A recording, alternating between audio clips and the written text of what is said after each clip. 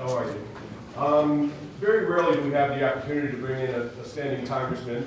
They usually assist me, and we're here for a town meeting. But tonight I do have the honor to introduce Representative Jim Hines. Thank you, sir. Thanks, Steve.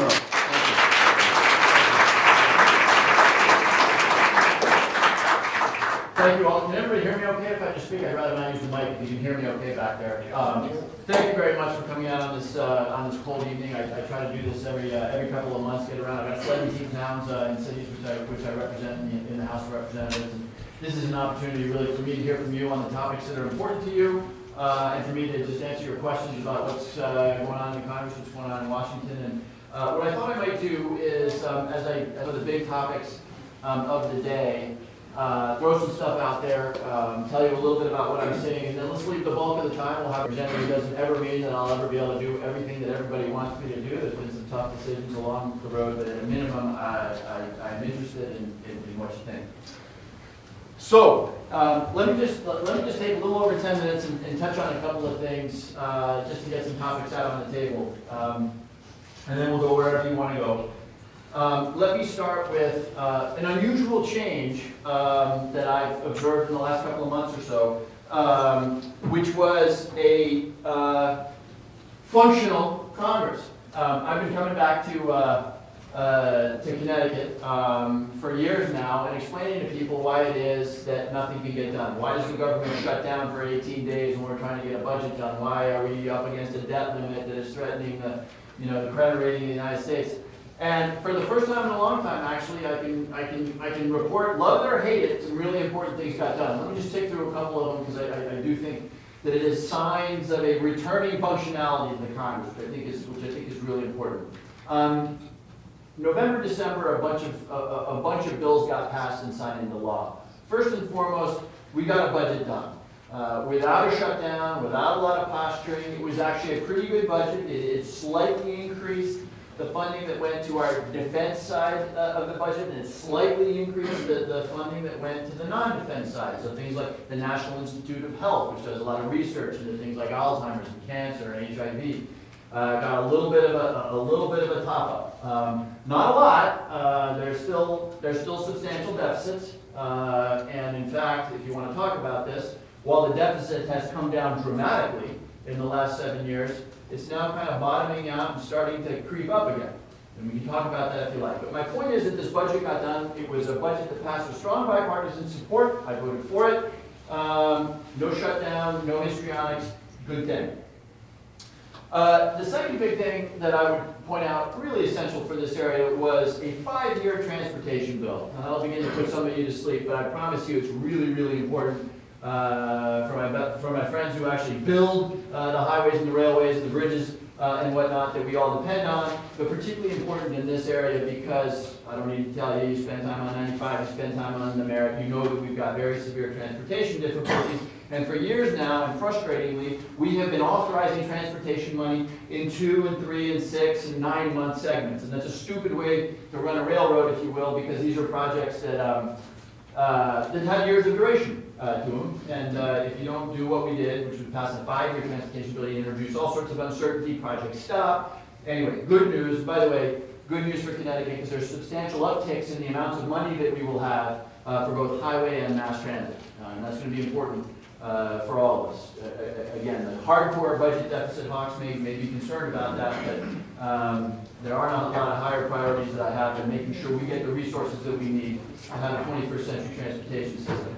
Third, of interest to some of you in the room, I've been hearing in the years that I've been doing this about education and No Child Left Behind. Teachers telling me that there's way too much testing, everybody understanding that No Child Left Behind, while it was an important idea, introducing some accountability into our schools, the implementation was really pretty brutal. Every state was getting waivers against the adequate yearly progress goals. It was a mess. We reformed No Child Left Behind in such a way as to give states more authority about when and how students are tested. It separated the overly linked evaluation of teachers from tests. We'll get into that if you're interested in. But again, a good step forward that passed with strong bipartisan support. I won't go into the details unless you want me to. lastly, there were a bunch of tax extenders, and this really will put people to sleep, but things that are actually pretty important for our district, like the transit credit, the earned income tax credit, were reauthorized, made permanent. The World Bank sorry, not the World Bank, the Export-Import Bank. It's been a long day. Export-Import Bank, which is pretty important to a company that I will talk about momentarily, GE, and a bunch of our other exporting companies, was reauthorized, and a variety of other important bills were passed. But again, I don't want to go into the details unless you want to, because I want to turn attention really quickly to two other topics. The next to functionality in the Congress, the thing I wanted to just talk about for a minute or two was the overall economic situation. It's a pretty puzzling moment right now, because the numbers, on the one hand, tell a pretty good story. Last month, 300,000 jobs added around the country. If you add up, the last 6 years or so, you see 14 million or so new jobs, private sector new jobs. You've seen the unemployment rate go from 6 years ago, 10% down to about 5%. Pretty good story, but not a story that really is making people feel great. I think for two reasons. One, it's only now that we're starting to see wages go up a little bit. It's really been in the last couple of months that wages have begun to tick up. And secondly, we still have, again, talk about getting people a little bored, but we still have not enough people participating in the labor force. So kind of mixed situation there. Getting better, but not getting better as fast as a lot of us would like. Here in Connecticut, of course, we're having a debate that has come to the fore with the decision of GE to go up to Boston, which was a profoundly disappointing decision for me. I've worked very closely with GE over the years on a bunch of issues that were important to them, and seeing them take the decision to go to Boston was really very disappointing.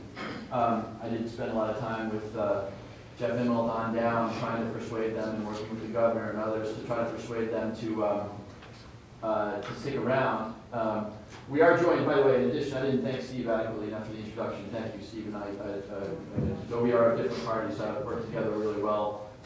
And your new state rep, JP, you want to just give us a wave back there? JP, those of you from Monroe will remember Deborah Hovey, JP is her successor. A lot to be, I think, thought about and learned, and if it comes up, I'll invite JP to comment as well. But it's pretty clear that we've got to do more to be attractive to companies like GE. The story that some are telling that this is purely a function of taxes in the state of Connecticut or regulations is far from the whole story.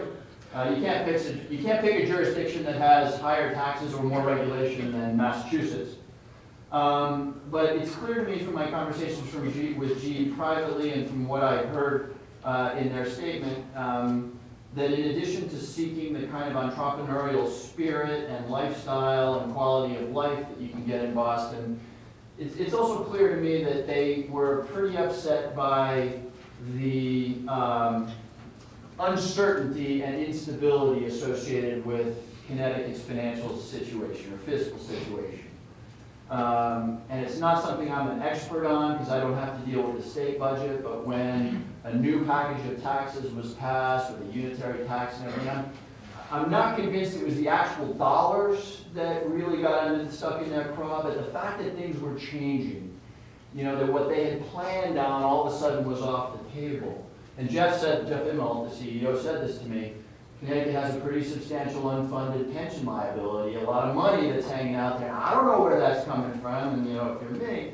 So I think I think there's a couple of lessons there. One is, and I don't say this pointing any fingers or anything else, but we clearly do have to come together here in Connecticut and address the long-term overhang that we have around pensions and around investments that we need to make, like in our infrastructure.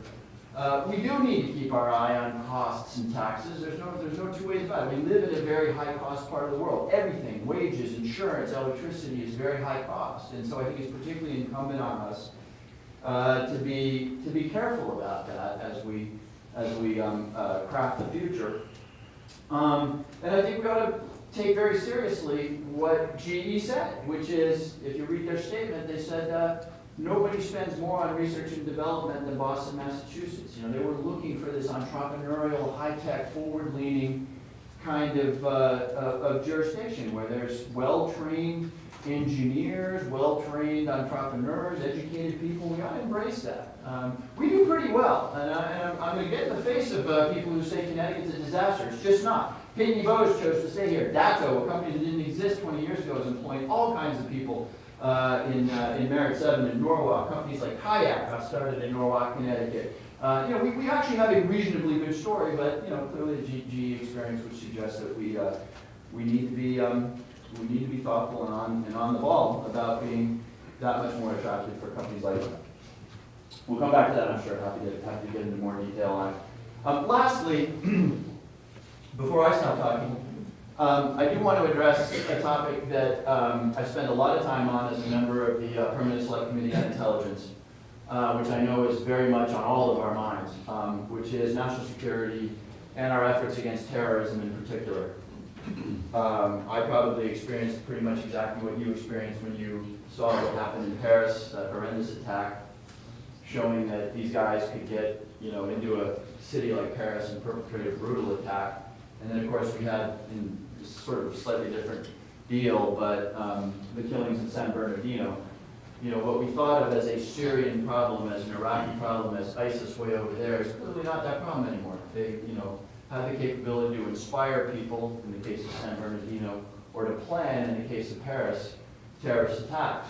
And that's a very serious issue. This is an area in which we have to be very careful and very thoughtful. It's an area that gets politicized in particular, and I hear things like, you know, we should carpet bomb the place, and we should do more. And I happen to agree with the idea that we should do more, but I'll tell you, we better have very honest and careful conversation about what more means. We tried more in Iraq, we tried more in Afghanistan. I'm not sure any one of us thinks that the outcome in those two places, both in terms of the lives we lost and the money we spent, was a good outcome. We could talk for a long time about this, but I think we've got to do a couple of things. One, we got to keep working hard with the Turks, the Russians, yes, the Iranians, the Iraqis, the Syrians, the Jordanians, to come up with a deal about what happens in a post-Assad Syria. Syria is at the core of this problem. And that sounds like a challenging thing. It's not as challenging as you think, because frankly, Assad has come to understand that he probably doesn't have a future running Syria. His friends, the Russians, are embarrassed by him. It's not good to be an ally with somebody who's gassing his own people. Even the Iranians are a little embarrassed by him. He has come to understand because Putin told him that his time is limited. What he wants really is he wants a dignified, more dignified than any of us would be comfortable with, exit and safety for his family and for his particular sect, or the Alawite Shiites in Syria. That's probably something that the world can get its head around. The Russians want what the Russians want. They want their naval base in Tartus. It's the one naval base they have on the Mediterranean. The Iranians, who are a little harder to talk about because it's a pretty appalling regime, are going to want some influence in Syria. My point being that you can see how a deal gets done. And once a deal gets done, we can concentrate our efforts instead of trying to decide how much of our resources we target Assad and how much of our resources we target other people who are targeting Assad. Instead of arming the Kurds, who, by the way, are kicking butt against ISIS in northern Syria, but every time we drop weapons to the Kurds, the Turks bomb them.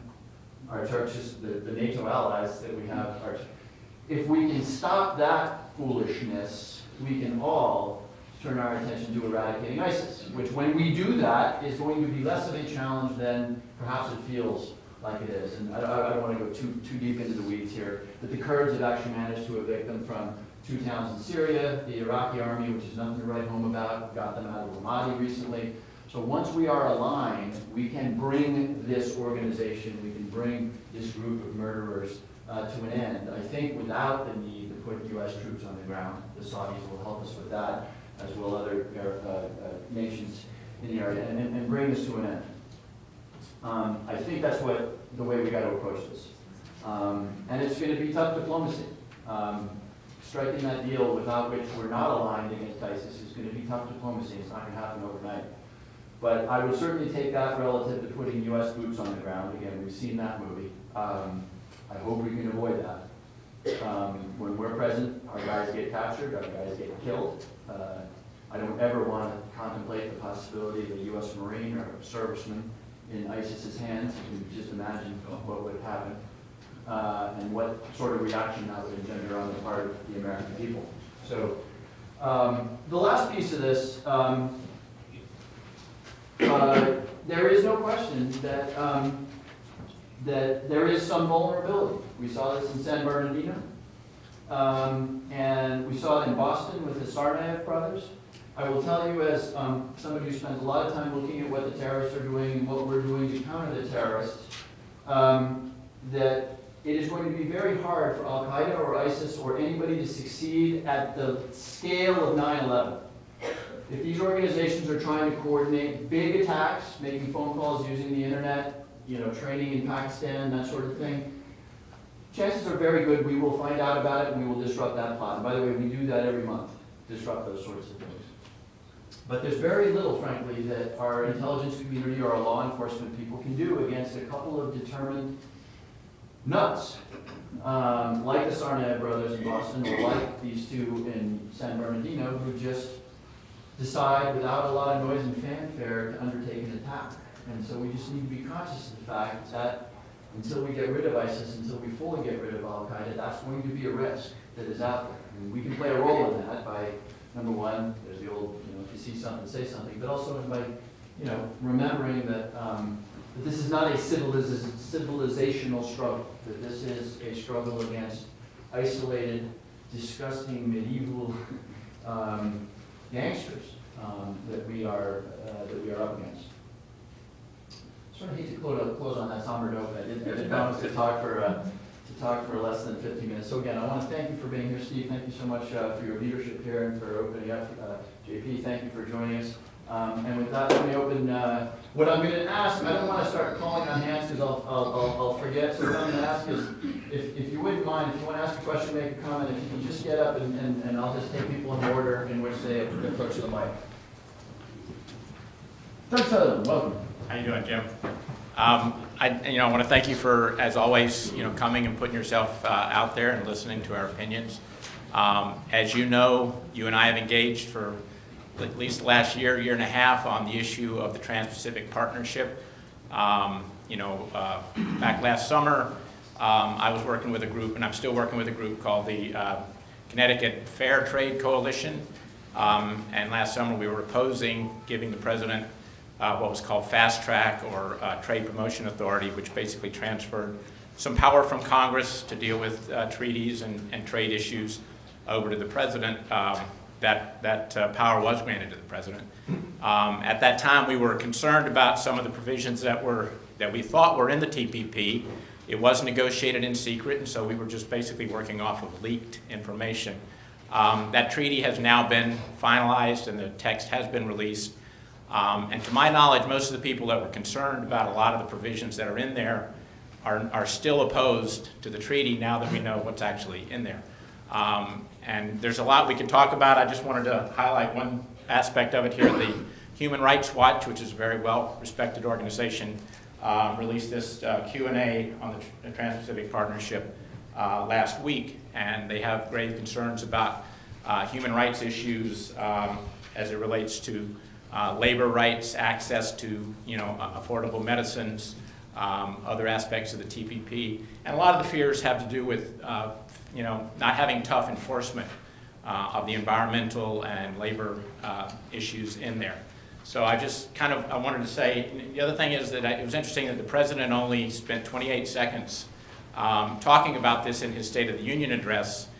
This is one of his key priorities, and he didn't seem to talk about it very much, and not many people in the chamber that night stood up and cheered it. And also, I think almost every presidential candidate that has any significant amount of support behind them is opposed to it. Certainly all the Democratic candidates are.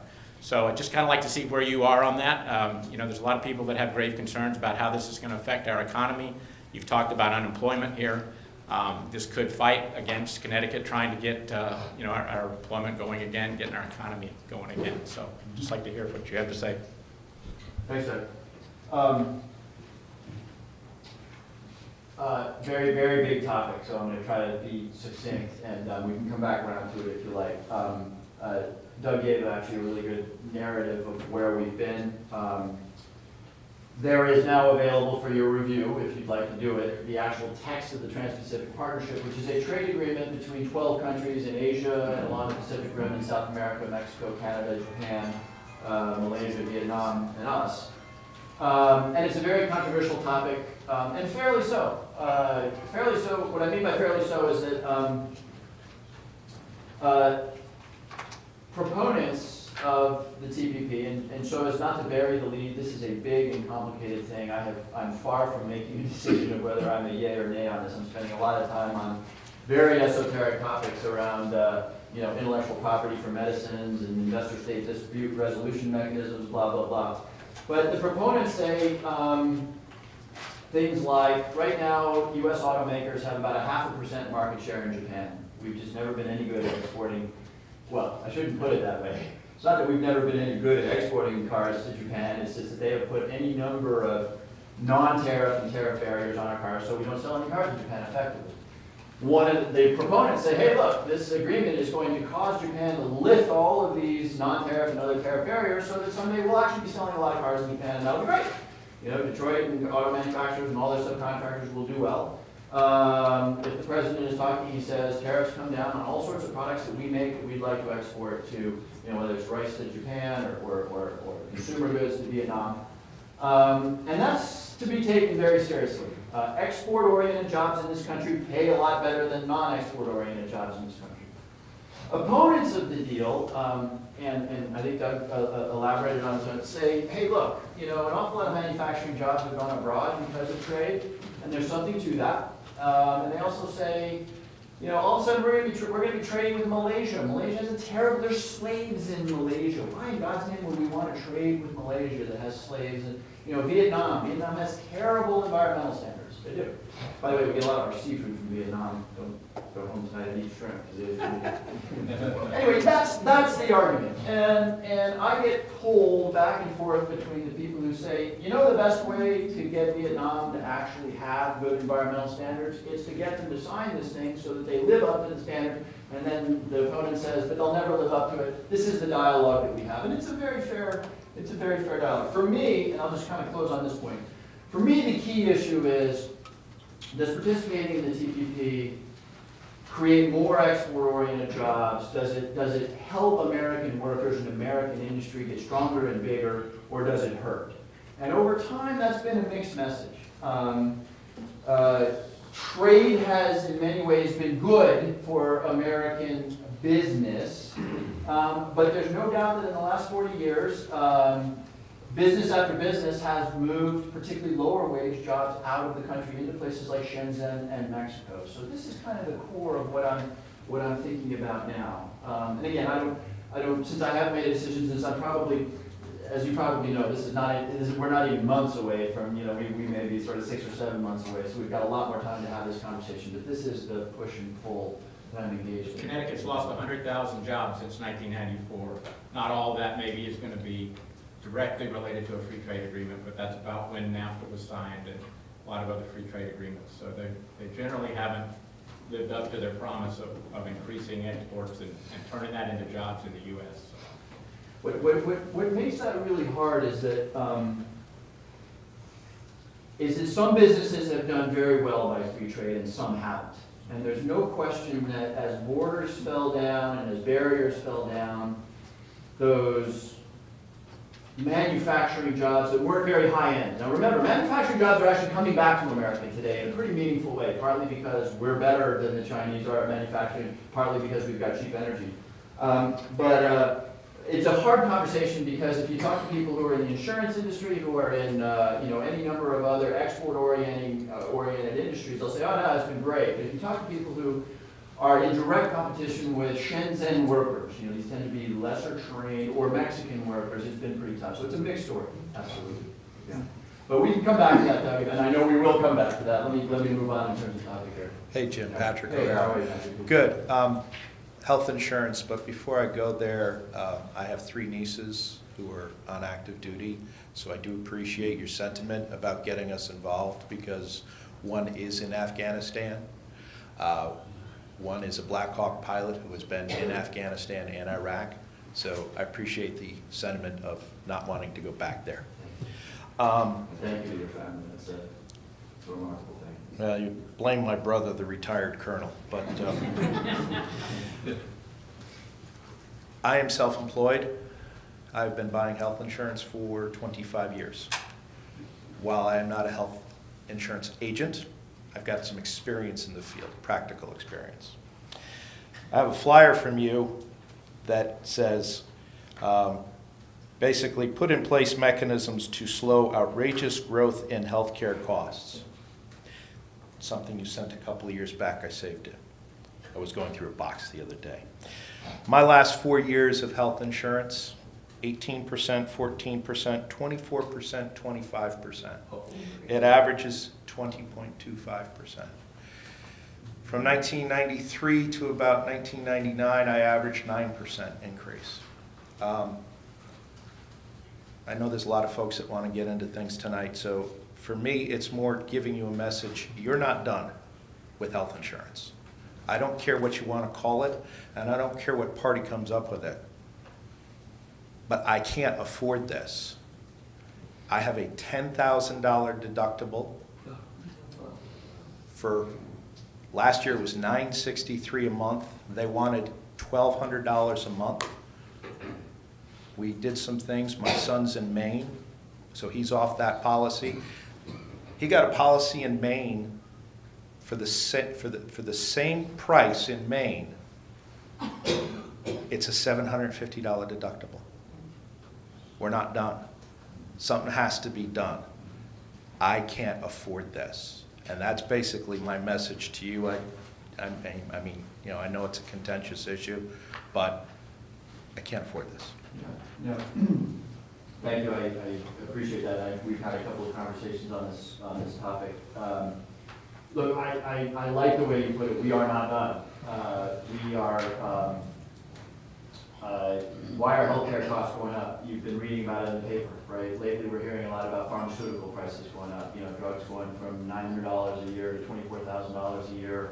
And I don't want to dodge the point because in your case and in some other cases out there, people had plans prior to the ACA that they liked better and that were cheaper. And one of them, the lady behind you is one of them.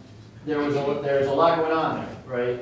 And what I mean by there's a lot going on there is that in some cases these plans were discontinued by insurance companies. In some cases these plans were not up to the standards that were set by the ACA, and I'll sort of report that in neutral fashion. A lot of people got ambushed by their health insurance plans because they were very low cost, but then when they actually needed it for something very serious, they discovered that X, Y, Z weren't covered. But the larger point, and I suspect we're going to hear about this some more tonight, the larger point is that we're not done. The Affordable Care Act, we're in a world now where we can actually talk about, it's a little bit like a trade agreement. We're not talking about something in the abstract anymore. We're actually talking about something that has had an effect on a lot of Americans. And it has had a tough effect on some people, and I've heard chapter and verse from some people on which it has had a tough effect of you know, this plan no longer qualifies, so they canceled it. 18 million Americans who didn't have insurance before now do have insurance, and that's something. Again, I'm not going to sit here and cheerlead. I'm just going to say the right way to think about it is we're not done yet. 18 million Americans have insurance that they didn't have before. If you have a pre-existing condition, and I suspect there are pre-existing conditions in this room, you can now get health insurance. That's something. If you are working for GE and GE moves to Boston and you don't want to move with them and you're worried about your health insurance going to Boston, you can now buy it on the exchange. So my point is, and I'm not trying to argue, I'm not trying to cheerlead here, I'm just trying to say you're exactly right, we're not done. Because what we're not done with is figuring out some way to control costs.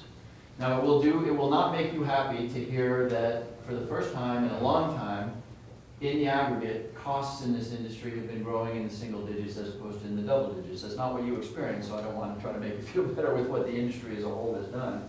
And by the way, I'm also not going to tell you that that's all the Affordable Care Act. That's partly because we lived through a recession.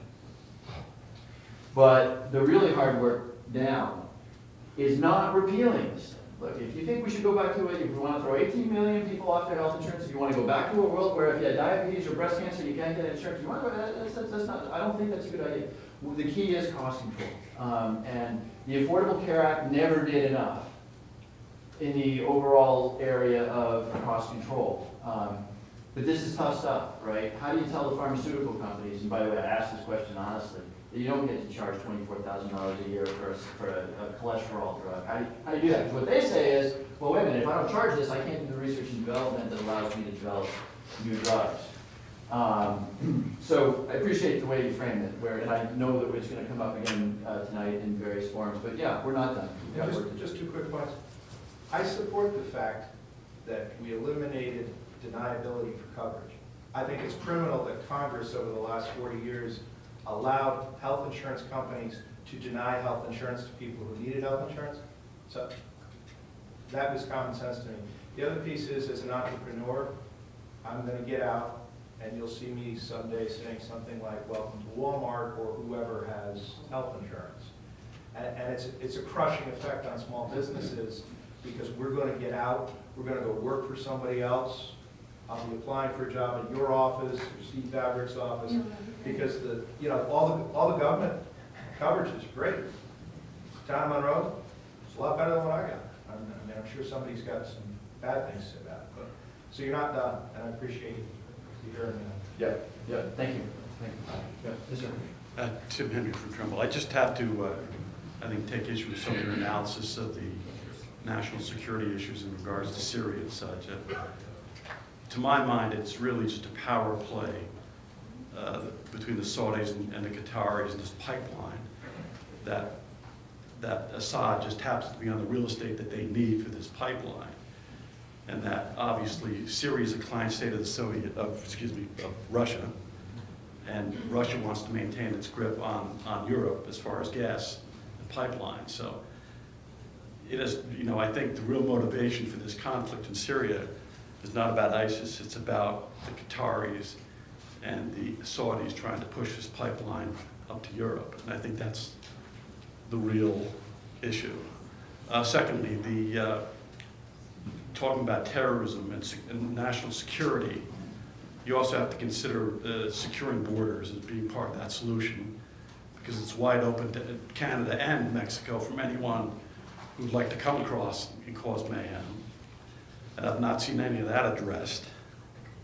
Number 2, considering that on a statistical basis, anyone in this room being subject to death or injury by a terrorist is about the same as getting hit by lightning. I think it's a great opportunity for those in power to grab that authority and that power and encroach on people's civil liberties in respect to Fourth Amendment considerations of reading everybody's emails and mail in general, which they can do. And I just really feel that the government is too energetic, or intrusive, I should say, not energetic, into people's lives for very little return or reason, just to enhance their own power. And as Rahm Emanuel would say, never let a crisis go to waste. And I think that's what's been happening in Washington. They've used any opportunity to expand their authority and to encroach on people's civil liberties, both the Second and the Fourth Amendment. And moving on to the Bureau of Labor Statistics, I don't believe any of their numbers either. There are 94 million people out of the workforce. You can use whatever metric you want, but that's 94 million people not working, not having the benefit of work and the satisfaction of work, but also not paying taxes. And all of this is, it's either intended or not intended, but it's not being addressed adequately. And I feel for the gentleman's concerned about his health care, because I'm actually in the healthcare business.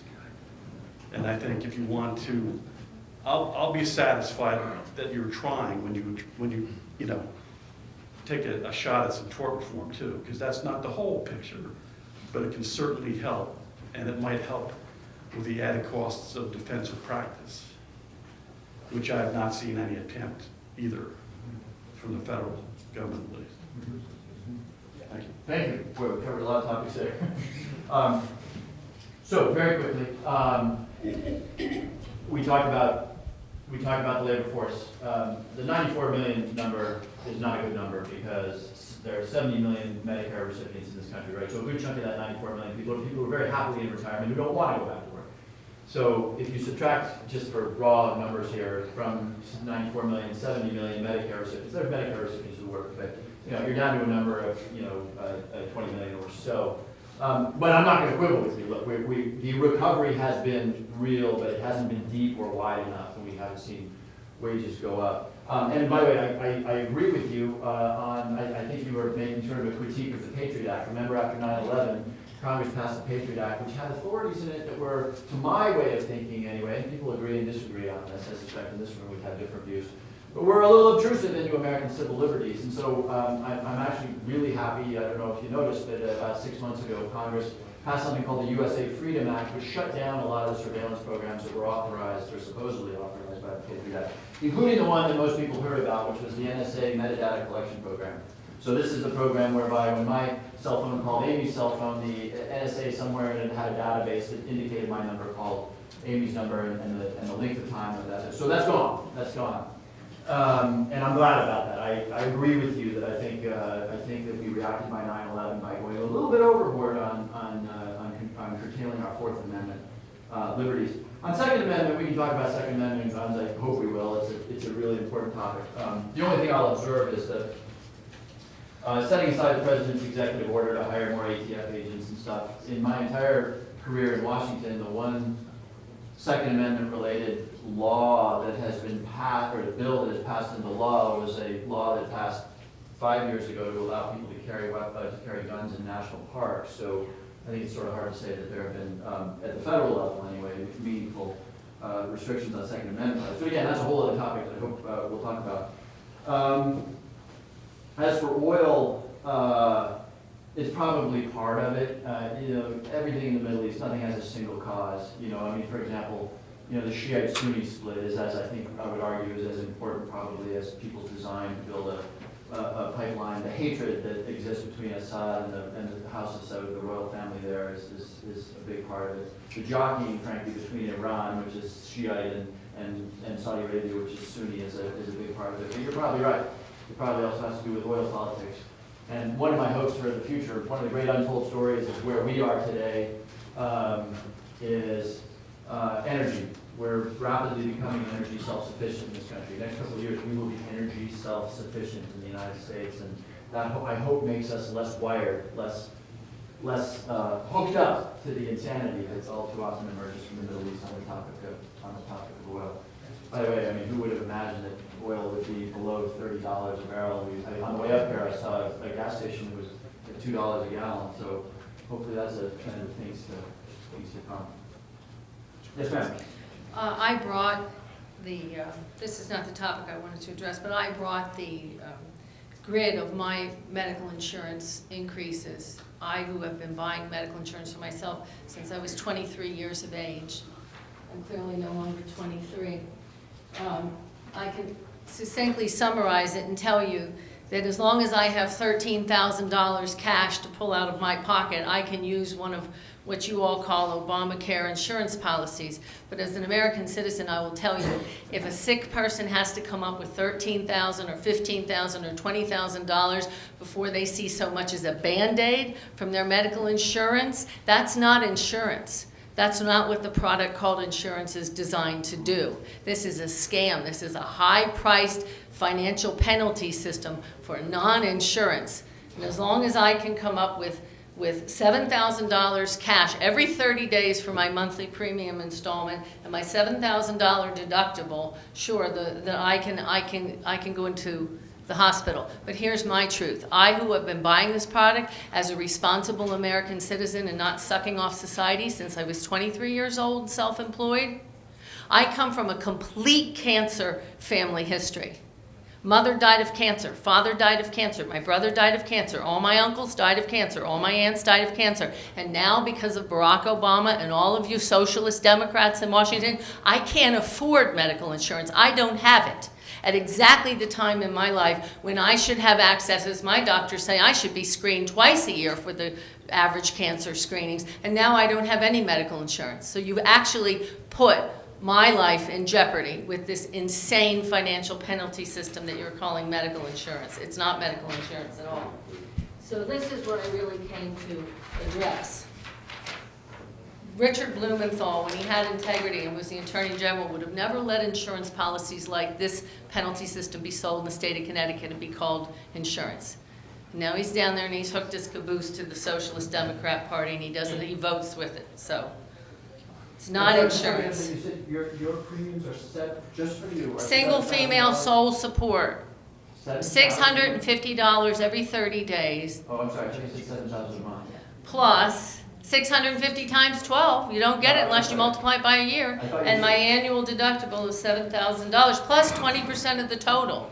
So if you're telling people that yes, oh, now you can have medical insurance, that is government abuse of sick patients. That is not insurance. What you're selling now, if people have never bought a used car and they wait onto a used car lot and you say, oh, you can get a 1977 Honda and it'll only cost you $30,000. Well, a percentage of the people will be stupid enough to think that that product costs $30,000, as will a percentage of the people who never bought medical insurance. They don't know what it should cost. But I will tell you, had they been responsible American citizens and had they prioritized their spending and not spent money on junk food and junk beverages and vacations and trips to Disney World and cigarettes and over-the-counter drugs and illegal drugs and beer and wine and everything else, all that money could have bought them a damn nice medical insurance policy. But they didn't want to spend it on that. And 30 years later, whining and crying, now the government penalizes all of American citizens.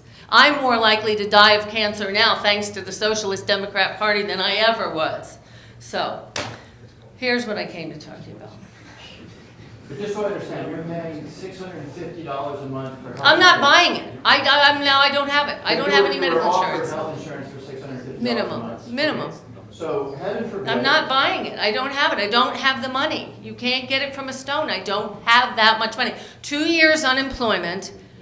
Now part-time, underemployed, no medical insurance offered for any job I've applied for. But you know this drill, and I know you know this drill, and you all bandied together and agreed to ignore this drill and drill down on American citizens. We didn't ignore anything. I'm just, $650 a month that's actually a lot less than I. My insurance premium before Obamacare was $180 a month, and I could afford that. Even unemployed, I could afford $180 a month. The minute they announced Obamacare, my deductible went from $1,000 to $2,500.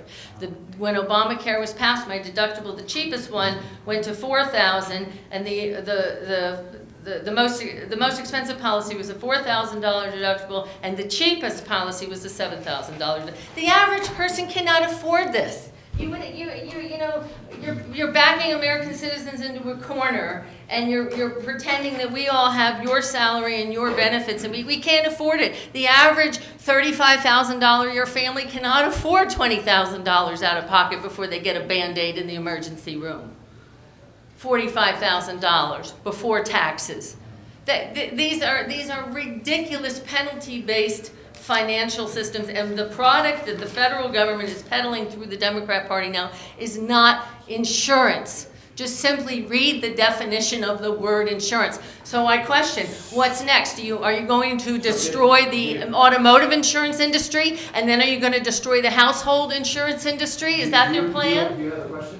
I have something I want to talk to you about. I've just given you my chart. Okay, you've been on for a long time. Look, I will Well, say you this. kept asking me questions, and that's not what I will came say for. this. You say- kept asking me you say it's not questions. insurance, heaven forbid, and I really. It isn't insurance. All right, well, you've used a lot of time here, so I do want to address what you said, because I want to address it, but do you have other topics or another question that you want to? Here's my topic that I came to bring to the attention of my fellow citizens. In the United States State Department alone lists over 77 Islamic Muslim terrorist murder organizations recognized. 77. Those are just the ones that have been identified as self-declared Islamic Muslim practicing terrorist organizations for the purposes of committing murder. That's not the ones percolating under the surface who haven't risen their heads yet. The one country that the State Department designates as a state sponsor of terrorism is Iran. Iran has had no fundamental change in government. It has had absolutely no fundamental changes in its policy. And in 1979, Iran declared, in their own terms, holy war on America. Holy war on American citizens, not on our country. They're not going to come here and clear-cut our land and destroy our soil. The war on America is war on American citizens. So Iran has declared this holy war, but they have never retracted this statement. Never once have they retracted this statement. So we now are in a situation where the current president, vis-a-vis the Socialist Democrat Party, is in deal-making and business decisions with the largest sponsor of self-declared Islamic Muslim murder terrorism. Their mission statement is to kill as many Americans as they possibly can in any heinous ways that they can, and that it's completely justified. What is We need to finish up here, man. right, and what is really key? What is key is that while the current president and the Democrat Party state that Iran's nuclear capabilities are separate from Iran's state sponsor of Islamic Muslim terrorism, Iran has never said that. Iran has never broken out their nuclear capabilities from their constant $500 million a year funding of Islamic murder. So to this citizen's point, we have no borders. We have mass illegal immigration into the country. We have the Democrats leaning on us to allow thousands of untold people from the Middle East into the country. And this is your policy on this statement. This is your policy on this issue, which specifically puts American citizens' lives in threat of death. Okay, thank you. Thank you. Let me address a couple of these. First of all, on your health insurance observations, I pray that you don't get cancer. It sounds like you come from a family that has a pretty substantial history thereof. I would love to know more, because actually there are cases, and Patrick was one of them, where people have had a hard time affording health insurance. But it's not a coincidence that 18 million people that didn't have coverage, and by the way, about 2/3 of those are on private plans, about a third are on Medicaid. It's not a coincidence that they have that insurance. They found ways, either through the subsidy or through the subsidies or not, to buy that insurance. I would just make the observation that at $650 a month, and again, I pray that you do not get cancer. If you do, the hundreds of thousands of dollars it will cost to treat you will be insured by that $650 a month. I don't have it. Can you get that through your head? It's $650 times 12. I got it. I pay a lot for health Plus insurance as well. deductible. I don't have it with my part-time salary at minimum wage. So we could talk about whether there are credits that are available to you. I bet that there are, or other programs. On the issue of Iran, because this is the first time it's come up, I'm going to be very clear on this. Iran is a complicated place. It has an evil regime. It has a murderous regime. There are a lot of things that we care about in Iran. At the very top of the list of the things that we care about is that we do not want this evil, murderous regime having a nuclear weapon. That, to me, is first and foremost. It's certainly true of the Israelis, and I think most of the people around the world. We also care a lot, but it's not quite existential in the way the possibility of an Iranian nuclear weapon is. We care a lot about their sponsorship of terrorism. And by the way, if we're talking about sponsors of terrorism, I want you to look at some of our allies as well. Saudi Arabia in particular. Most of the guys who flew those planes on 9/11, none of them were Iranian, and most of them were But they were sponsored by Iran. They were not sponsored by Iran. That's simply not true. But my point is that I make no apologies for the Iranian regime. But here we are, here's where we are today. I voted, and it was a very, very difficult decision, but I voted for an Iran deal that means that today, the nation of Iran is now a year away from a breakout to get a bomb. Had we not done this deal, they would be 2 months away. That's where they were. You saw Netanyahu in the UN. 2 months away from breakout to. So we are much safer today from an Iranian nuclear weapon. And by the way, tomorrow's a different day. I don't trust these guys any more than I can throw them. But they have been in full compliance with their obligations under the Iranian nuclear deal. They have shipped almost all of their uranium out. They have shut down 98% of their centrifuges. They have shut down their plutonium reactor. They are now a year away from breakout on a nuclear bomb. That is a good thing. We have 10 sailors who were freed in a matter of hours. They could have been there for years had we not begun a cautious opening to Iran. We saw 4 Americans return home. That was partly because we have carefully and cautiously opened up a diplomatic overture. I'm not going to tell you that Iran is any different than the way you painted it. It is a terrible regime. But we have achieved safety that we didn't have a year ago by getting them to dismantle their nuclear weapons infrastructure. And we'll take this day by day. Is that why we sent them $150 billion? Well, To dismantle it, that's part of the deal? we didn't send them $150 billion. I'll be happy to address that if you want to, when it's your time. But in exchange for their complete dismantlement of their nuclear infrastructure, they now have access to about $100 billion of their money. We didn't send them any money. We sanctioned their money and locked it up. And as a result, they get access to their money for some, as long as they are. To sponsor more Muslim Islamic terrorists. Okay, so we'll come back to Iran if you'd like to, but let me go to this gentleman here. Hey, Jim, Chris Carpenter. Glad you came to Monroe, because normally I have to travel to somewhere else to talk. But I could just talk about a million things, because I'm not optimistic as you are. I don't see this country going in the right way. I'd really like this country back to where it was when I grew up, because I think we're going, it's all Democrat, Republican, and everybody's fighting with each other. It's divisive, and it's not good. It's really, and I know there's nothing you can do about that, but, the first word, you say, I'm Democrat, he's Republican, but we're not. We're people. We should be communicating with each other. And, I didn't want to talk about Obamacare at all, but I just want to say that when I logged into that site, my insurance that I would have gotten if I didn't have a job, I would have paid $10,000 and then $12,000 for a deductible, which is $22,000, which, it's kind of ridiculous. But what nobody ever says is, we overhauled the system, we insured, we can argue 18 million people, but we insured 18 million people at the cost of 300 million people. 300 million people now spend more on health care to insure 18 million. That's actually not even close to true. I'll come back to that, but that's simply not true. Well, that's the numbers.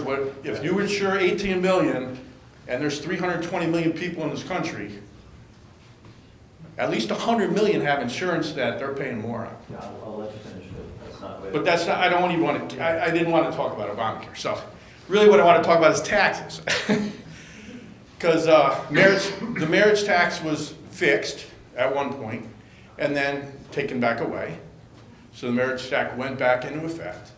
We know AMT is way into the middle class, that we're just getting bit by AMT.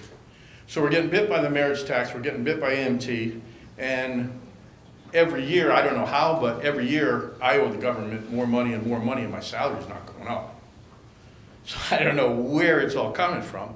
But can we finally, as a government, decide to look at taxes and fix the tax system and stop kicking it down the road for somebody else to fix, where the middle class is just getting so beat up?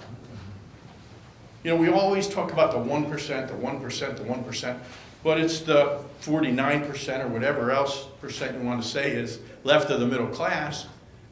We're paying all the tax burdens every single year, and we just, I don't know if you've seen in this state, but our governors raised taxes at least 2 or 3 times. So we just keep getting more and more taxes, and it costs us more to live, and the tax system never accounts for cost of living. So if I made the same money in Iowa, I'm getting taxed the same as I am in Connecticut, but it's costing me $30,000, $40,000 more than it costs in Iowa to live.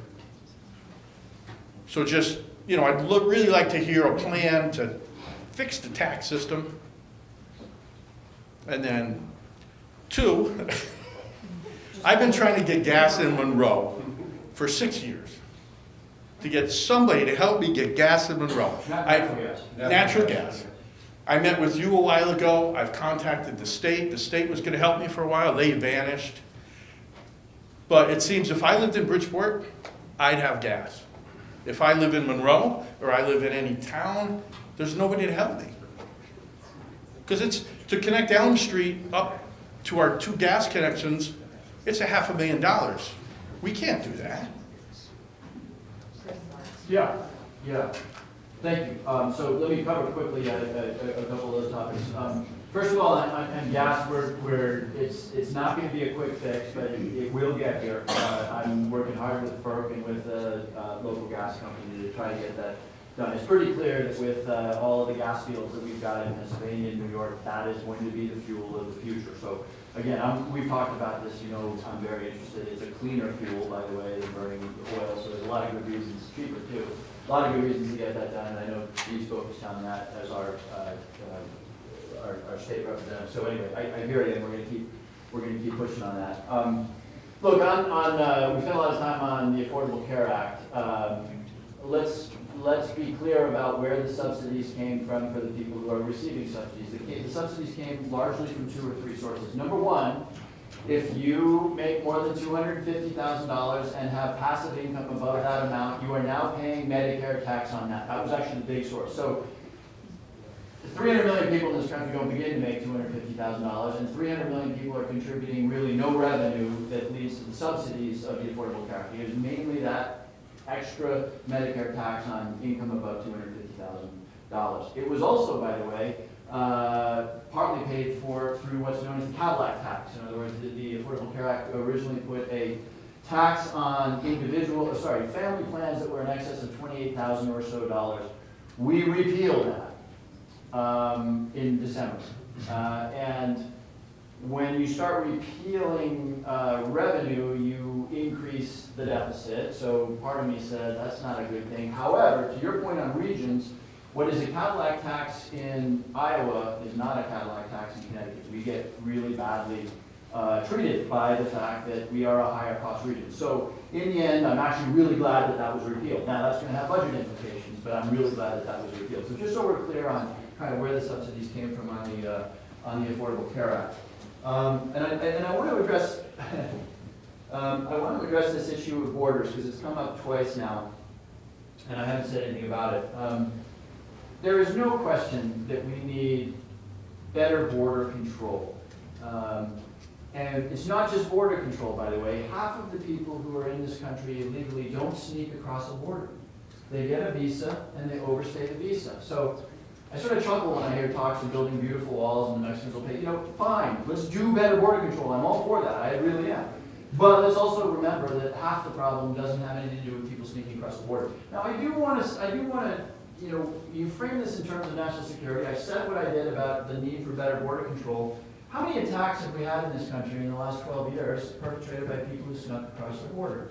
0, not 1. San So- Bernardino. So they did not, the one was an American citizen, the other one came in on a visa.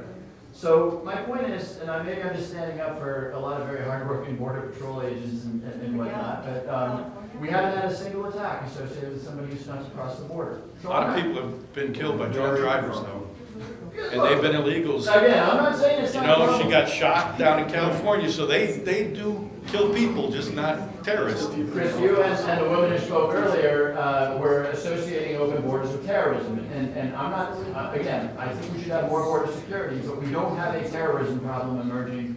We have an undocumented terrorism problem. We don't have it, you know. And again, that's because, you know, Border Patrol and other people are working pretty hard to keep us secure. Don't forget the gal in Taxes, California taxes. that was killed. It was? Kate, who was killed in California. He was an illegal alien who was, also had a record and has been sent. Are you sponsoring Kate's Law? Yeah, but hear me. I never said there isn't crime associated with it. I said there haven't been terrorist events associated. Are you sponsoring Kate's Law? I don't know. This is a take money away from the cities. No, Well, it's not about those cities, which they could drop out of that bill, but it's more about the penalty for people coming into the country, committing a crime, and then they release them instead of sending them back or sending them to prison. Yeah, I'm not sure, I'd have to check on that. Let me, thanks. But I didn't give an answer on taxes. On taxes, I'm sorry. No, That was my question. No, taxes, absolutely. Look, yeah, I'm sorry, I did not address taxes. On taxes, first of all, the AMT should no longer be a problem. Congress passed a bill 2 years ago that I think made the AMT issue go away for people, so we may have dealt with that. However, your larger point remains. Our tax code is insanely complex. There are some fundamental unfairnesses in the tax code. One of the ones, and I always feel funny talking about this, because there's a lot of private equity and hedge fund people in my district, but private equity and hedge fund people who manage funds, who take their compensation from the profits they manage on the fund, they get to pay capital gains taxes on it, even though it's their income. So that's just it's called capital gains treatment of carried interest. Anyway, it's the point. It's the example I use of unbelievable complexity and some pretty profound unfairnesses in the code, which used to include the AMT. So, and by the way, we haven't even talked about inversions with Pfizer moving abroad, right? To pay taxes in Ireland or Switzerland or whatever to here. So the answer is, and you're exactly right, Chris. The answer is a comprehensive tax reform deal that is about simplification, that is about fairness, and I tell you, I'll be first in line to sign up to get that effort done. It'll make your life, all of our lives easier, it'll make our businesses more competitive, and it'll make us more competitive abroad.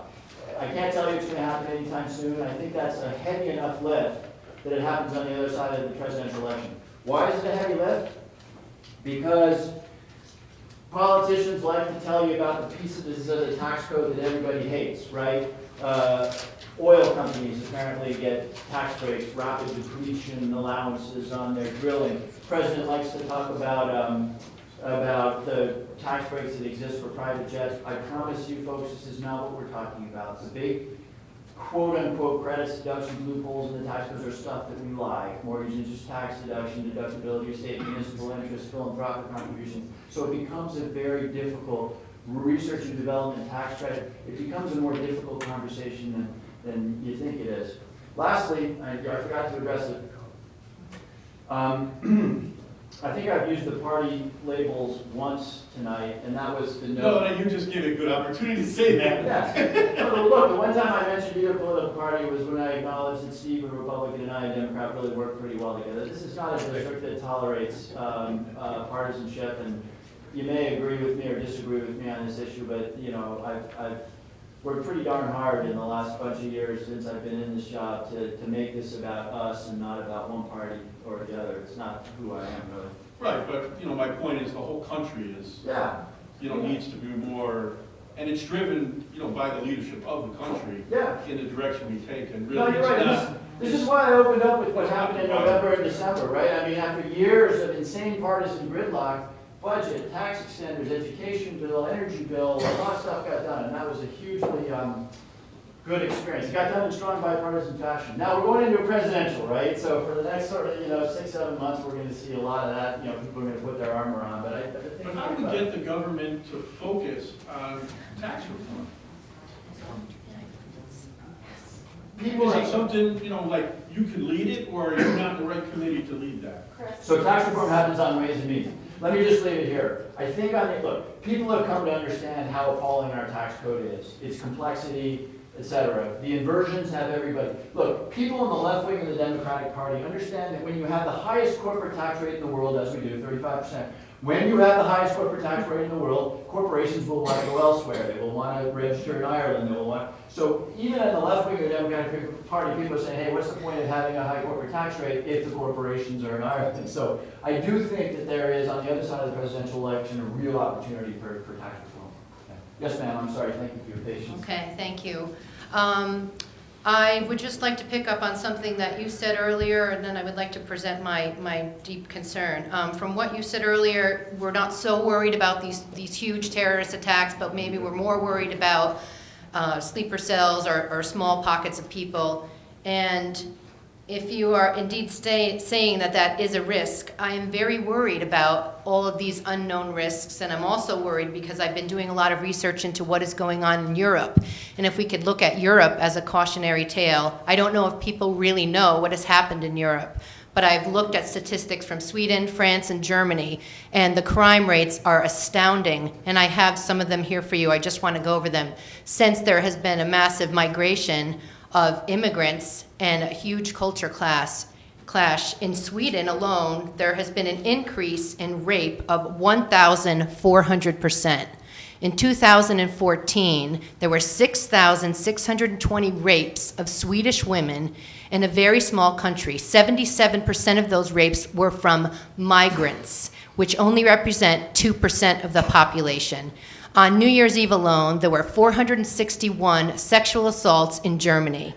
So I'm very concerned for the safety of women. I am concerned for my own child, and I'm concerned for what I have read from these accounts. It seems that they do like to target, they're targeting the unveiled women, and it is an obvious threat to our society. Also, what is representing a serious threat is that they are seriously targeting people in the LGBT community. In Amsterdam, which used to be the most liberal city in the world, it's now #1 for gay bashing and assault. So these are very serious concerns. I do not feel safe about these numbers, and it's just an if-then scenario for me. If they're doing it there, why aren't they doing it here? And I understand that you said we have to be very careful about the political scenario and what we're doing, which is kind of implying that, oh, if we're nice to them, they're not going to do it anymore. No. Well, they're feeding them, they're clothing them, and they're giving them all this welfare, and they're attacking these people. So I really want to know your thoughts on that. And I want to know what the numbers are. How many people are we letting in? And what are we doing about educating them and saying, these are our laws, these are our consequences? I don't even know if they care about consequences, because obviously, you know, if they murder you, they feel like they're going to go to heaven. So I want to know what's going to happen with that. Yeah. Well, so a couple of quick things. First of all, I never said, and I never would say, that we don't worry about the large terrorist attack. In fact, we have roughly an $8 billion intelligence budget, and most of that money goes to watch, you know, terrorists who are capable of planning big attacks. So no, that is what we worry about. My point was that we spend a ton of money to monitor the people that we know are plotting, and we're pretty good at it. And what is much more difficult is the two guys in some attic, you know, who take it upon themselves to do something that's much harder to track down. So please don't get me wrong. We do worry and spend an enormous amount of our taxpayer money on going after terrorists that are capable of Al-Qaeda, ISIS, that are capable of international attacks. So that is what we worry about. That is what I worry about. We happen to be pretty good at forestalling or disrupting those plots. What is much harder is the kind of thing that you saw in San Bernardino. Everything was happening inside an apartment, and that is a very significant threat. And I read about what happened in Cologne, where you had all those immigrants, you know, sort of gathered together in the downtown and committed all sorts of sort of sexual assaults and whatnot. I don't know the numbers right now of how many people we're admitting from the Middle East. The president said he was going to try to admit about 10,000. And I think he may have moved up somewhat from that. These are refugees, right? Not immigrants, refugees. Immigrants is a different situation. You should know that the refugee program is a program that takes years of vetting to do, 3 years in fact. Most of the refugees that we admit, in fact it's well over 90%, are families or women or children. A tiny percentage, less than 10%, are lone males, which is, let's face it, as a male, I'm not happy about this, but that's where often the crime problem is concentrated. And to date, while there have been unquestionably crimes committed by undocumented and documented immigrants, we haven't seen the kinds of horror that you're describing in Cologne. And I don't. What about Sweden? Sweden is absolutely the worst. It's even worse than Germany. I wasn't aware, and thank you for bringing it to my attention of the numbers in Sweden. But my point is that we've generally been pretty successful at integrating immigrants. If you look at Michigan, Michigan is a state, in Detroit in particular, they have taken tens of thousands of immigrants and refugees, I think, from Middle Eastern countries. And Detroit has a crime problem, but it's not an immigrant crime problem. Well, I want to ask you, you said something about vetting them when our own FBI director said, and I can quote you, he said, "We have absolutely no way of vetting these people because there are no records for them to look into. Syria is practically destroyed, and they're not all from Syria either. I just looked up statistics today. Less than 25% are from Syria. A lot of them are from Iran, Afghanistan, and other countries that are violent toward us." So. Yeah. So what Jim Comey said, first of all, it's important that people know the facts. The vetting program is very good. Jim Comey didn't say we have no way of vetting him. He said we have no way of having perfect information on every person who comes in, which is true. So like any other program, there is a possibility that somebody could slip through. There is a possibility. I'm not going to sit here and tell you that there's not. But I don't think the answer is what some people will say the answer is, and let's stop taking refugees. I just don't think that's who we are. I think that if we did that, it would inflame, our Jordanian allies, Jordan is really important to us, around the world, and say, look at the United States. The United States, which claims to be a country of immigrants, is just slamming the door at the first sign of danger. By the way, we haven't had a problem in this country from a refugee yet. And again, I told you, it's not impossible, which is what Comey said. But I think the answer is to do all we can to strengthen the vetting process, to do the right thing, to remember, when we're talking about refugees, we're talking about victims. How do you really know they are refugees, considering that many of these people that are coming over have no family? Many of those people in Europe that I'm talking about, 70% of them are single men under 50. A lot of them came with smartphones. Some of them came with money. So, I mean, please look up what's going on in Europe, because I think that could be indicative of what could happen here, and I'm very worried about that. And people in Europe are saying their countries have died. I'm reading accounts from citizens. They say Sweden is dead, Sweden is no more. Once it happens, it's too late. Well, so I think Europe has a very different immigration problem than we do. For reasons that I don't fully understand, people smarter than me would know. Immigrants into France have never assimilated. They haven't integrated the way that we probably have some recent immigrants in this room have been able to do in the U.S. And so I don't think that we've got quite the problem that Europe does. But that doesn't mean we shouldn't be vigilant. I really do think we should be vigilant. And again, it's important that we remember the facts here. We're not letting, as refugees in, or frankly as immigrants, we're not letting in a lot of single unattached males. We are largely letting in children, families, and women. Okay, and then my last question is, I just want to know, is there a number that we are allowing in? What is that number, and how is that going to proceed? I don't have a number that Jim Himes thinks. Are you talking about the admission of refugees? Has there been a number determined of how many people we are going to be taking in? Yeah. Because I don't know if, I read today that the UN was pressuring the president to take in 200,000, and I don't know if that went through. So it didn't go through, and I don't think 200,000 is likely to ever go through. The president, again, I'm a little, I don't remember exactly where he is. This is ultimately his decision as president, but he was at 10,000, and he said we should try to find ways to do more than that. And again, Jim Himes doesn't know what the right number is. I just know that we should have a very strong vetting system, but not slam the door on people who are by and large victims of this stuff. So again, I don't have a number that is necessarily different.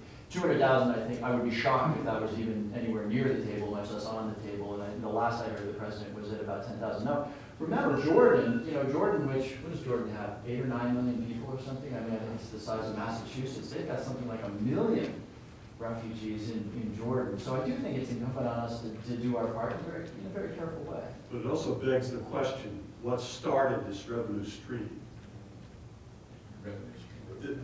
Refugee. Oh, refugees. I'll talk revenue. Yeah. But it's again, this pipeline and our quote allies that have insisted on funding rebels in Syria that drove all these people out. Yeah. Let's come back to that. I do want to be respectful of the people who've been waiting in line, but we'll come back to that if you like. Yes, sir. Congressman Himes, thank you for this opportunity. I just, my question is more specific to Connecticut. I don't know, I'm not a politician, but, you know, Count Malloy, for all I know, is filing his fangs in the Capitol building. But we're seeing GE planning to exit here for pretty obvious reasons. From your perspective as a Connecticut representative and a politician, and I have two questions. What are we doing to improve that situation and reverse that for this state? And what have you done specifically? And what are all of our representatives here in this state doing that are making them worthy of our votes anymore at this point, or confidence? Because we don't have any confidence in them. Okay. So you weren't here. I opened up with sort of. Yeah, I think I missed a little bit. Yeah. I apologize. Let That's me why I give you the wanted to. Let me give you the 1 minute summary on GE. You know, obviously a very, very disappointing decision. What did I do?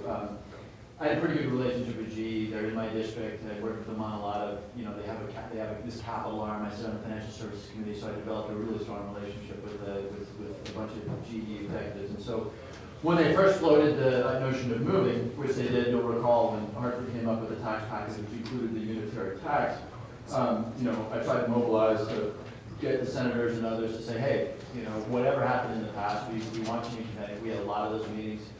You know, at the end of the day, they made the decision that they did. You said the reasons are obvious.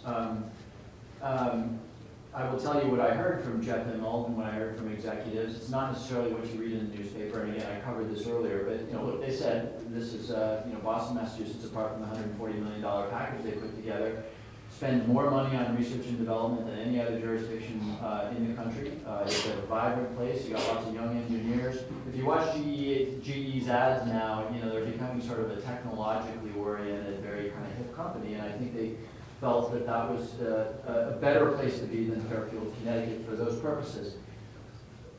I will also acknowledge, just from private conversations I had with GE executives, that the being surprised by changes in the tax code, by the unitary tax, by different treatment of their LOCs, was uncomfortable for them. And I don't, you know, in the political arena where we're all shouting at each other, everybody's shouting and saying, they left Connecticut because of taxes and regulations. Well, they moved to a jurisdiction that has higher taxes and more regulation than ours does. So that's obviously not the whole story. So again, I don't want to repeat myself, I think, but you asked me what I did. I do think that, first of all, we shouldn't be crazy pessimistic. There are companies, you know, Diageo has hundreds of people in Norwalk, you know, Kayak and Bare Naked Granola got started and became world-beating companies. Priceline started in Fairfield County. Pitney Bowes thought about leaving like GE did. They said, no, we're staying in Stanford. So I'm really sorry about GE. I wish they'd chosen to stay, but I don't think we've got a catastrophe here. There's plenty of businesses that are growing and doing just fine. But, and this is my concluding thought, we need to focus on those things that make us competitive and that make us a good business environment. And that ranges from not taxing more than we need to, and this is a whole other conversation that my friends in the State House need to undertake, not taxing more than we need to, making this a good place to be for young entrepreneurial engineering types, people who are going to start businesses. That is housing. And you asked me what I did. You weren't here when I talked about it, the transportation bill. You know, when I talk to executives in this area, they say, yeah, you know what, it's a really high-cost area. Electricity's expensive, way too expensive, but I like it. The schools are good. It's a lovely place to live. But son of a gun, the traffic is going to kill me. So again, I take that very seriously because I hear it from people, and it's something that I focus very hard on. The transportation bill that we just passed is not going to fix our problems, but it's going to accelerate us moving in the right direction in that regard. Okay, all right, very good. Is it just one quick last question? Is there a plan, like, are you developing a plan, or are the state politicians developing any kind of plan to you know, create a better environment for businesses, so they'll want to be like, hey, let's move from New York to Connecticut instead of vice versa? Let me just throw out a couple things that are part of that plan. And this is a plan that will be led by the governor and the state, and state representatives and senators, assisted by us federal guys, right? You know, we can help bring money to plans that are developed by the states. But number one, we do have to be careful about not pricing ourselves out of New York or Massachusetts. Folks, we're not competing with South Carolina, Oklahoma, and East Texas. We're just never going to compete on wage basis or on cost basis. We are competing with New York and Massachusetts, no question about that. So we do need to be careful. My friends in the State House need to be very, very careful that they can do what they need to do without substantially pricing us out through taxes or through regulation of that competition. Then it's quality of life, right?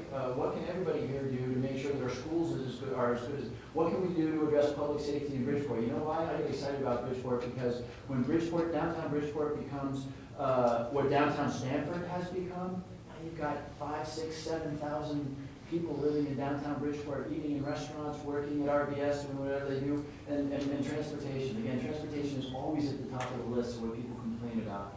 So that's not a very organized plan to lay out for you, but those are the elements of where I think we need to go to be attractive to business. No, I appreciate your perspective on it. Thank you. Right. Yes, sir. Honorable Congressman Haimsa.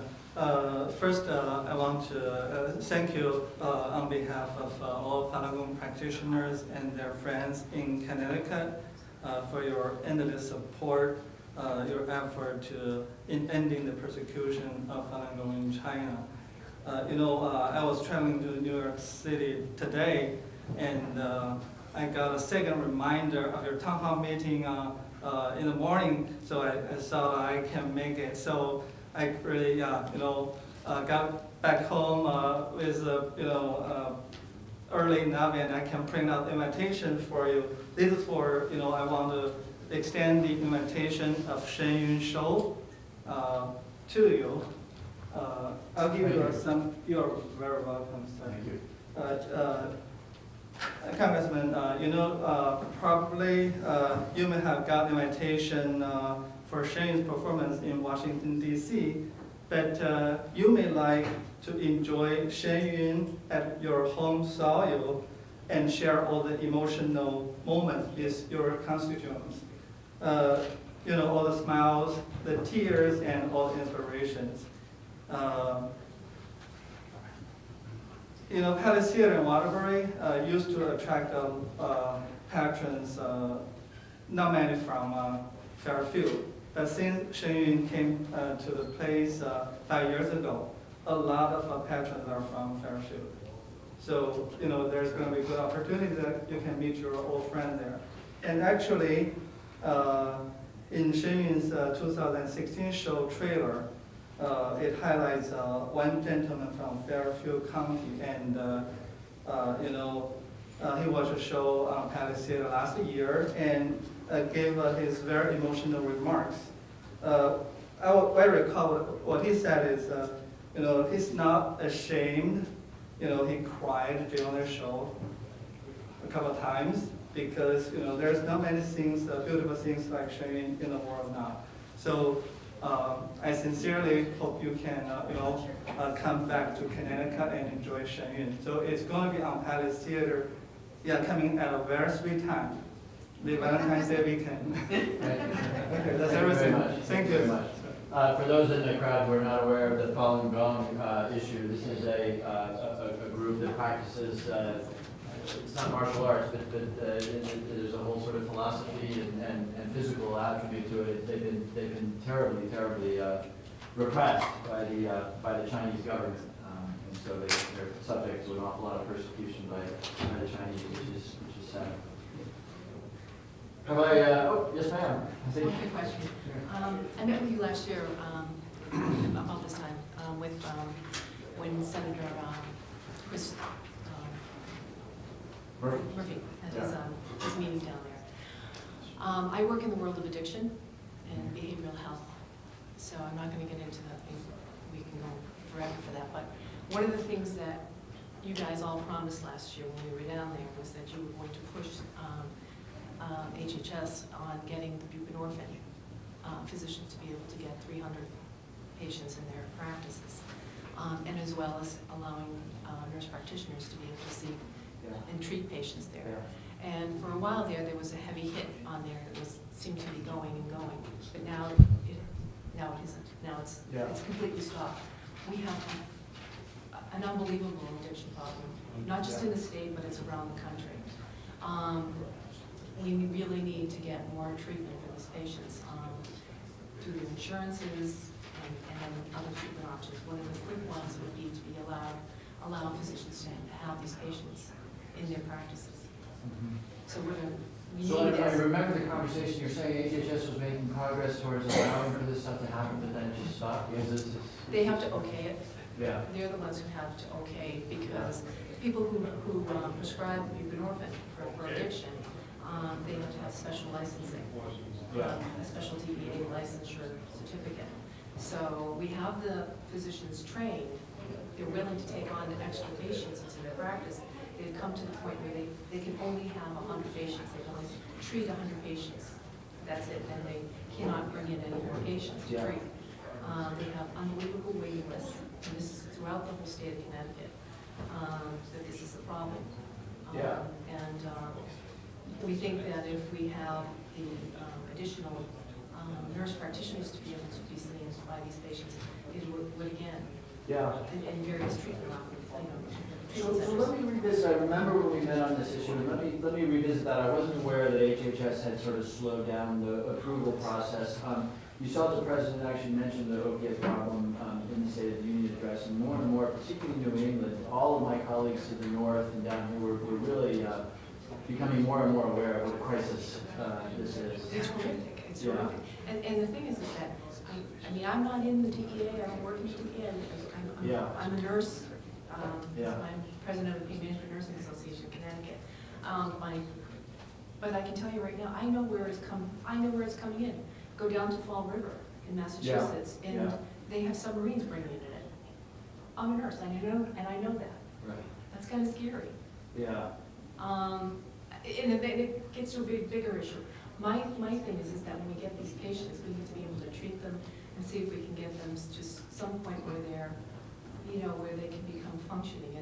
And we've been have really good successes with the buprenorphine. I mean, really good success with it. And in the treatment centers. Good. Well, thanks for reminding me of this. Maybe we can connect briefly afterwards, because I didn't realize that HHS had dug in their heels on something. I don't know if they dug their heels on it. They just nothing's Nothing's happening. And when you call and you ask them where it is, Okay. tell you they'll get back to you. This is no longer, this has reached such crisis proportions that we can't have bureaucratic feet dragging on issues that could address it. So I appreciate that. I mean, we're a little, I've looked at the map of where the fatalities are, and we have a few down here in this part, but as you move north into Massachusetts and up into New Hampshire, Maine, it's really, New Hampshire, Maine, and Vermont, it's really an unbelievable crisis. I think the governor of Vermont about a year ago devoted his whole state of the state, Shulman, right, to the opiate crisis in And Vermont. it is, it's when you go up to, because I'm all over New England, but you go up to Vermont, you find people that just camped out. They just, and there's nothing, and my thing is where cancer was, I'm in nursing for a long time, where cancer was 20 years ago, addiction is going to become now, where everybody in their family is going to have somebody who has had an addiction crisis. And to the point where you have political, and they're all saying that they've had somebody who's had an addiction. They're all coming forward saying that, where it wasn't so embarrassing before. Well, thank you for reminding me of that. I'll connect with you afterwards so we can do this. But we've lost about half the crowd, so I want to say thank you for those survivors. Really appreciate the conversation. And if some of you had questions or issues you wanted to raise, please make an appointment to come see me in the office. We can have an opportunity to speak to everybody. But I really appreciate the feedback, and thank you for attending on this very program.